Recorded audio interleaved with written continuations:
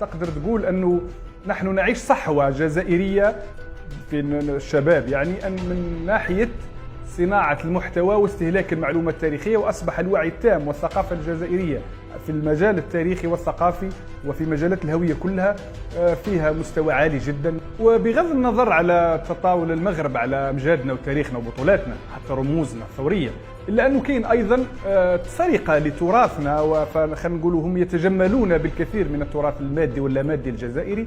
ولو كان فقط جاء تجمل بهذا التاريخ، بل كاين حتى سرقة وكاين تطاول وكاين انتقاص من الهوية الجزائرية. فهم يحاولون أن يروجوا لفكرة أن الجزائر تاريخها فقط معاصر، حتى قال منهم البعض أنه ينطلق تاريخ الجزائر من 62 من استقلالها. تخيل تاريخ استرجاع السيادة لدولة كانت في رائدة في الجهاد البحري، ووريثة الدولة الزيانية والزيرية والحمادية، ووريثة دولة نوميديا وما أدراك ما نوميديا. هذه الدولة أصبح الآن يتجمل الغير بتاريخها، وشفنا في المغرب الأقصى كيفاش أنهم نسبوا لأنفسهم ولتاريخهم كل شيء، في حين أنه نعرف جيدا أنه حتى من كتب التاريخ تنصف التاريخ الجزائري أكثر من غيره.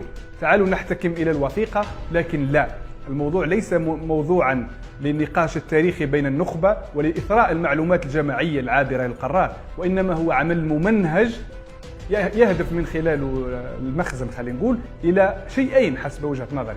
أولا التجمل بالتاريخ والهوية الجزائرية، لأنهم يعيشوا على السياحة ويعيشوا على مداخيل هذا البصمات الثقافية. ثانيا لإلهاء الشعب المغربي الشقيق على ما يحدث داخليا، وكأنهم يصنعوا لهم عدو وهمي بعبع اسمه الجزائر، يقولوا لهم الجزائر تريد أن تسرق وأن تسرق وأن تسرق وأن تعتدي، في حين أنه ما الجزائر إلا عايشة على أمجاد جدودها وعايشة على تاريخ موثق لا ينكره إلا جاهل.